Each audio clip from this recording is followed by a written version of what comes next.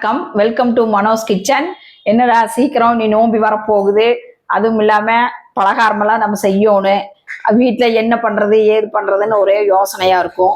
இன்னைக்கு வந்து பாத்தீங்கன்னா நான் தட்டமுறுக்கு தான் ஒரு ஆர்டர் போட்டுட்டு இருக்கேன். அதை வீடியோவை எடுத்து போடுறேன். நீங்க வீட்டுல வந்து தீபாவளிக்கு முறுக்கு அடுத்தது வந்து மிக்சர் தட்டமுறுக்கு அந்த மாதிரி எல்லாம் செய்வோம். தட்டமுறுக்கு வந்து ஈஸியான முறையில எப்படி செய்யலாம்னு பார்க்கலாம். நீங்க தீபாவளிக்கு வந்து இந்த மாதிரி இதே முறையில தட்டமுறுக்கு செஞ்சு பார்த்துட்டு எப்படி இருக்குன்னு சொல்லுங்க. அதுக்கு முன்னாடி என்னென்ன பொருள்கள் பார்க்கலாங்க. தட்டை செய்யறதுக்கு தேவையான பொருள் பார்க்கலாங்க. இப்போ வந்து இட்லி அரிசியை ஒரு 3 மணி நேரமா ஊற வச்சு எடுத்து கிரைண்டர்ல போட்டு நைஸா ஆட்டி எடுத்து வச்சிருக்கிறேங்க. இது நான் 1/4 கிலோ அரிசி அளவு எடுத்திருக்கிறேன். வெண்ணெய் வந்து பாத்தீங்கன்னா 1 டேபிள் ஸ்பூன் போட்டுக்கலாம். பூண்டு வந்து ஒரு 10 பல்லு வந்து கொஞ்சம் ஒரு 90% குறைன்னு அரைச்சு வச்சிருக்கிறேங்க. பொட்டுக்கடல மாவு வந்து ஒரு 75 கிராம் எடுத்துக்கலாம். இதுக்கு உப்பு தேவையான அளவு, பெருங்காயம் ஒரு சிட்டிகை, கடலைப்பருப்பு ஊற வச்சு ஒரு 2 டேபிள் ஸ்பூன் எடுத்து வச்சிருக்கிறேன். நீங்க வேணா கடலைப்பருப்பு போட்டுக்கலாம், இல்லைன்னா பொட்டுக்கடலை போடலாம், இல்லைன்னா இதே மாதிரி பாசிப்பருப்பு ஊற வச்சு போட்டுக்கலாங்க. கருவேப்பிலை ஒரு 2 இனுக்கு பொடி பொடியா கட் பண்ணி வச்சிருக்கேன். அதே மாதிரி வரமிளகாய் வந்து நம்ம காரத்துக்கு தகுந்த மாதிரி ஊற வச்சு நைஸா அரைச்சு எடுத்து வச்சிருக்கிறேன். நான் காரத்துக்கு வந்து ஒரு 5-6 மிளகாய் போட்டிருக்கேன். நீங்க உங்க காரத்துக்கு தகுந்த மாதிரி கூட்டி குறைச்சுக்குங்க. சீரகம் வந்து ஒரு 1/2 டேபிள் ஸ்பூன் எடுத்துருக்கிறேங்க. அவ்வளவுதாங்க. இதை வந்து எல்லாத்தையும் போட்டு எப்படி பிணைஞ்சு சுடலான்னு பார்க்கலாம். இப்போ வந்து அரிசி மாவு ஆட்டி வச்சிருக்கிறேங்கல்ல, அதோட ஒன்னொன்னா சேர்த்திக்கலாம். முதல்ல வந்து பொட்டுக்கடலை மாவு போட்டுக்கலாங்க. இது வந்து பொட்டுக்கடலை மாவு வந்து ஒரு 75 கிராம் வந்து நைஸா நீங்க மிக்சியிலையும் கூட அரைச்சு சளிச்சு எடுத்து வச்சுக்கலாம். நான் ஒரு 75 கிராம் எடுத்திருக்கிறேன்.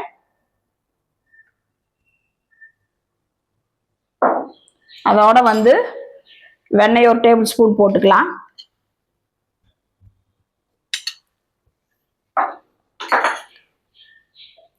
மிளகாய் அரைச்சி வச்சிருக்கிறேங்கல்ல, இது காரத்துக்கு தகுந்த மாதிரி நீங்க சேர்த்திக்கலாம். இது கொஞ்சம் காரமா இருக்கும், நான் அளவா சேர்த்திக்கிறேன்.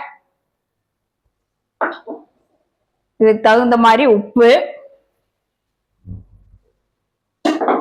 சீரகம் ஒரு 1/2 டேபிள் ஸ்பூன் போட்டுக்கலாங்க. கருவேப்பிலை,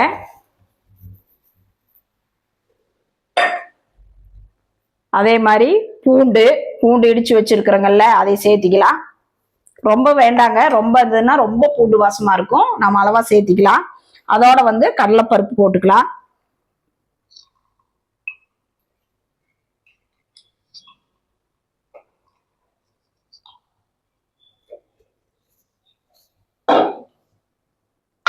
உப்பு போட்டோம். அதுக்கு அடுத்தது வந்து பெருங்காயம் போட்டுக்கலாம்.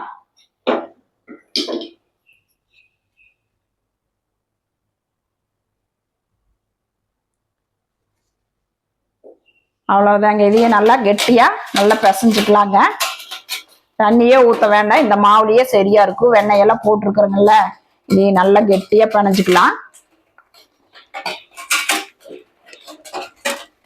இருங்க, பிணைஞ்சிட்டு காட்டுறேன். இப்ப பாருங்க, இவ்வளவு நல்லா கெட்டியா பிசைஞ்சாச்சு. நீங்க இன்னும் கொஞ்சம் லூஸா இருந்ததுன்னா 2 பொட்டுக்கடலை மாவு போட்டுக்கங்க. அரிசி ஆட்டும் போதே ரொம்ப தண்ணி ஊத்திட்டீங்கன்னா பொட்டுக்கடலை மாவு ரொம்ப போட வேண்டியது இருக்கும். அப்புறம் வந்து தட்டமுறுக்கு வந்து எண்ணெய் இழுக்கும். அதனால வந்து கொஞ்சம் கெட்டியாவே ஆட்டி எடுத்துட்டீங்கன்னா ஒரு 75 கிராம் போட்டோம்னா சரியா இருக்குங்க. இப்ப பாருங்க எந்த அளவுக்கு இருக்குன்னு பாருங்க. இப்ப பாருங்க இந்த அளவுக்கு இருக்குங்க. இனி வந்து இதைய சின்ன சின்னதா உருண்டை பிடிச்சு தட்டை தட்டிக்கலாம். அதுக்குள்ள வந்து நம்ம வடக்கல்ல எண்ணெய் ஊற்றி சூடு பண்ணிடலாங்க. இப்ப பாருங்க, மாவெல்லாம் இப்படி சிறு சிறு உருண்டைலாம் நமக்கு தேவையான சைஸ்ல இப்படி எல்லாத்தையும் உருண்டை பிடிச்சி வச்சுட்டு, அப்புறம் நம்ம வந்து அதுக்குள்ள நான் வடக்கல்ல வச்சு எண்ணெய் ஊற்றி விட்டுங்க. எண்ணெய் சூடாயிட்டு இருக்குது. அதுக்கு அடுத்தது நாம தட்டை ஒவ்வொன்றா தட்டிக்கலாம். இப்ப பாருங்க, இந்த மாதிரி கெட்டியா பிளாஸ்டிக் கவர் இருந்ததுன்னா எடுத்துக்கங்க. அப்படி இல்லைன்னா நீங்க ஈர துணியிலையும் கூட போட்டு தட்டிக்கலாம். இது நல்லா கெட்டி அந்த பேக்கிங் வருங்கல்ல, அந்த மாதிரி கெட்டி கவர் இருந்ததுன்னா நம்ம எடுக்கிறதுக்கு ஈஸியா இருக்கும். அப்படி இல்லைன்னா பட்டர் ஷீட்டும் கூட நீங்க போட்டு தட்டிக்கலாம். இப்ப பாருங்க, இதுல எண்ணெய் விட்டு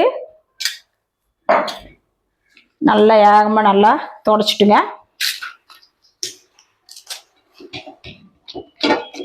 இப்பதான் எடுக்கிறதுக்கு வருங்க, அதனால நல்லா எண்ணெய் தடவிட்டு இப்படி ஒவ்வொரு உருண்டையா வச்சு நீங்க வேற இந்த இங்க ப்ரெஸ் பண்ணீங்கன்னா இங்க வச்சு பாருங்க அழகா ரவுண்டா வருங்க. ரவுண்டா வரும். இப்ப பாத்தீங்கன்னா இப்படி எடுக்கிறதுக்கு பாருங்க ஈஸியா வரும். சரிங்களா? இதே மாதிரி பாருங்க 4-5 தட்டிக்கலாம். இந்த இடத்துல வச்சு நீங்க இப்படி ப்ரெஸ் பண்ணும்போது நல்லா ஈவனா வருங்க, நல்லா லேசா வரும். பாருங்க இன்னொரு உருண்டை தட்டி காட்டுற பாருங்க.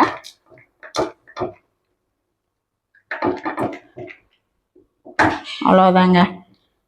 இதே மாதிரி ஒன்று தட்டிக்கலாம். பாருங்க நல்லா லேசா தட்டியாச்சு. இப்போ எண்ணெய் சூடாயிட்டு இருக்குது. இப்போ எண்ணெய் சூடானோன்னு எடுத்து போட்டுடலாங்க. இப்போ பாருங்க எண்ணெய் ஊற்றி எண்ணெய் சூடாயிருச்சு. இப்போ வந்து ஒவ்வொரு தட்டையாக எடுத்து போட்டுக்கலாம். இப்படி இப்போ நீங்கள் தட்டி வச்சுட்டீங்கன்னா எடுத்து ஒவ்வொன்றாவே போட்டுக்கலாம்.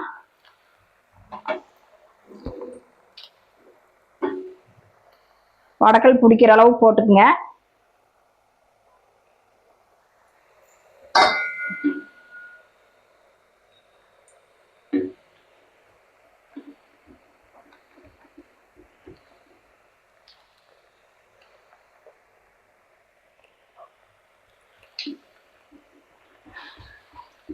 நான் இப்போ உங்களுக்கு காட்டுறதுக்காக சின்ன வடக்கல் வச்சிருக்கிறேன்.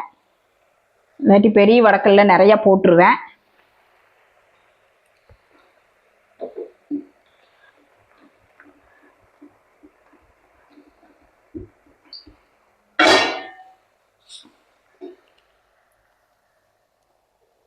ஒரு 2 நிமிஷம் சிம்லேயே வேகட்டுங்க, அப்புறம் பார்க்கலாம்.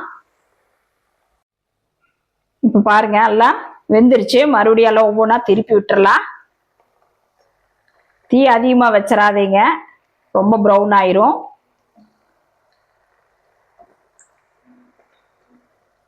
பாருங்க தட்டை எப்படி அவ்வளோ அழகா உப்பி வருதுன்னு, மொறு மொறுன்னு இருக்குங்க அந்த அளவுக்கு. ஏன்னா இனி வந்து நோம்பி வருது, அடிக்கடி நான் ஒவ்வொரு பலகாரம் செய்யறத வீடியோவை எடுத்து போடுறேன். பாருங்க நீங்க வீட்டில் அதே மாதிரி செஞ்சு பாருங்க. அப்படி இல்லைன்னா எங்களை கான்டாக்ட் பண்ணுங்க. இப்போ பார்த்தீங்கன்னா 2 நிமிஷம் ஆயிடுச்சுங்க. இது ஒரு பாதி வெந்த உடனே நம்ம எடுத்துடலாம். இதைய மறுபடியுமே இன்னொரு தடவை போடணுங்க. அப்போதான் அந்த மொறுமொறுப்பு ரொம்ப நாளைக்கு இருக்கும். இல்லாட்டி நவுத்து போயிருங்க முறுக்கு. இது தட்டை முறுக்கு. தட்டை முறுக்கும் பார்த்தீங்கன்னா நல்லா கொஞ்சம் வெள்ளைன்னு எடுக்கணும். இப்போ பார்த்தீங்கன்னா இப்போ ஒரு பாதி அளவுக்கு வெந்துருச்சு. இப்போ வந்து இதை எண்ணெயிலிருந்து எடுத்துட்டு இதே மாதிரி இன்னொரு கல் போடலாங்க.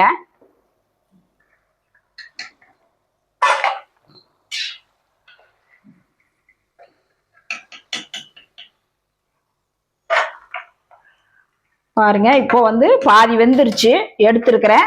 இன்னொரு கல் போட்டுக்கலாம். போட்டுட்டு அது பாதி வெந்த உடனே இதையும் சேர்த்தி போட்டு வெந்த உடனே எடுக்கலாங்க.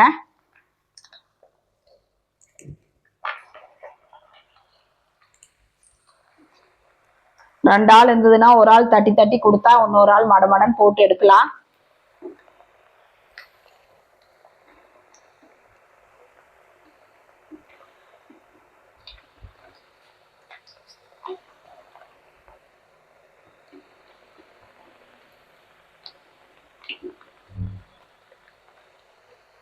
இப்போ பாருங்க இது ஒரு 2 நிமிஷம் வேகட்டுங்க.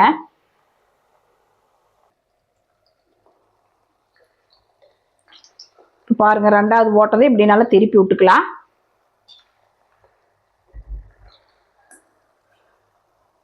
இது ஒரு 2 நிமிஷம் வெந்ததுக்கு அப்புறம் பார்த்தீங்கன்னா கொஞ்சம் கலர் மாறிடும்.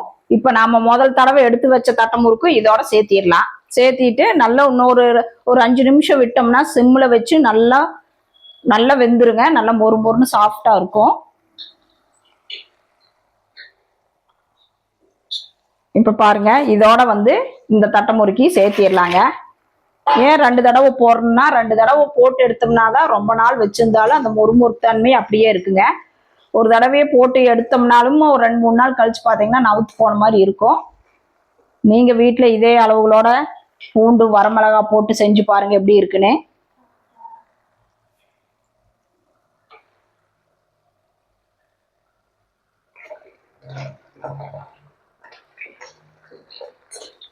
இப்படி ஒரு 2 தடவை மாற்றி மாற்றி இது பண்ணி விட்டீங்கன்னா ஈவனா நல்லா வேகும். கலர் ஒரே மாதிரி இருக்குங்க.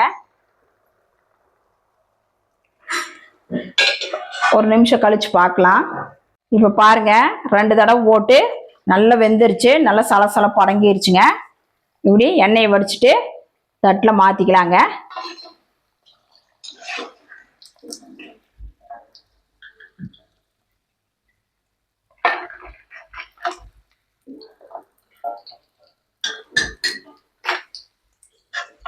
இதே மாதிரி எல்லாத்தையும் போட்டுட்டு காட்டுறேங்க.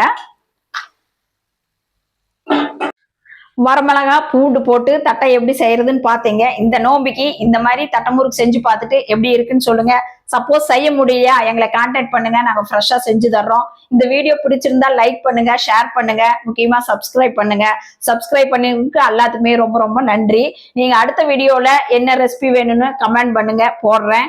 இப்போ பாத்தீங்கன்னா நாங்க வீட்லயே தீபாவளிக்கு முன்னாடியே ஆர்டர் எடுக்கிறோம். யாராவது வேணும்னா முறுக்கு, தட்டை, அதிரசம், லட்டு எது வேணுமோ எங்களை கான்டாக்ட் பண்ணுங்க. நாங்க முன்னாடியே ஆர்டர் எடுத்து ஃப்ரெஷ்ஷா செஞ்சு தர்றோம். கடைசி நேரத்துல ஆர்டர் கொடுத்தா எடுத்து செய்ய முடியாது. நீங்க வேணுங்கிறவங்க முன்னாடியே புக் பண்ணிக்கங்க. Phone number 9952809354. பேரு மனோன்மணி, கவுண்டம்பாளையம், கோயம்புத்தூர். நன்றி, வணக்கம்.